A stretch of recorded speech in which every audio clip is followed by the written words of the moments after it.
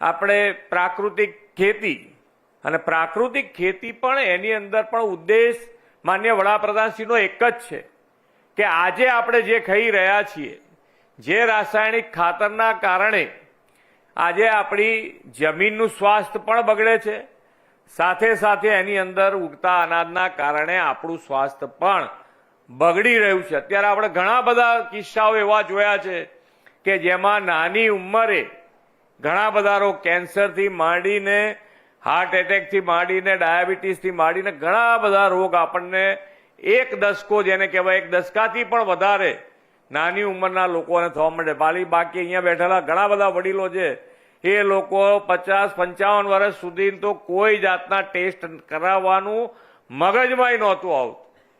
આજે તમે જુઓ તો બધાને 40 વર્ષ થયા ના હોય, 35-40 વર્ષે બધા ટેસ્ટો કરાવવાનું ડોક્ટર એને સલાહ આપે. આ આખું આપણું ચક્ર જે છે એ બદલાયું છે ને એની અંદરથી બહાર નીકળવાનો પણ આપણને એક જ રસ્તો, અને એ રસ્તો છે પ્રાકૃતિક ખેતી તરફ આપણે વળવું જોઈએ. ધીમે ધીમે જઈએ પણ ચોક્કસ મગજમાં નાખવું જોઈએ. જ્યાં પ્રાકૃતિક ખેતી થઈ રહી છે ત્યાં જોવા જવું જોઈએ.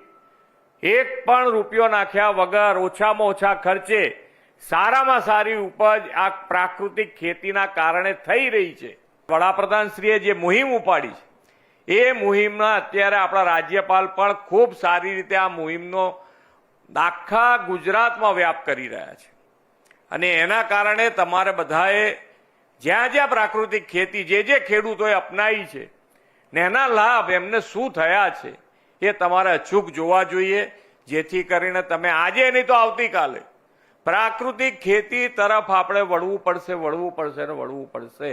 તો આજે શેના માટે નહીં, તો આપણે આ પ્રાકૃતિક ખેતીને પણ એક એજન્ડા બનાવી આપણા પોતાના ખેતરમાં જ્યાં જ્યાં આપણે ખેતી કરી રહ્યા છીએ, અહીંયા જે પણ ખેડૂત બેઠા છે એ લોકો બધા જ આ પ્રાકૃતિક ખેતીમાં ઝડપથી આગળ વધે એના માટે અમે એક અપીલ કરીએ છીએ.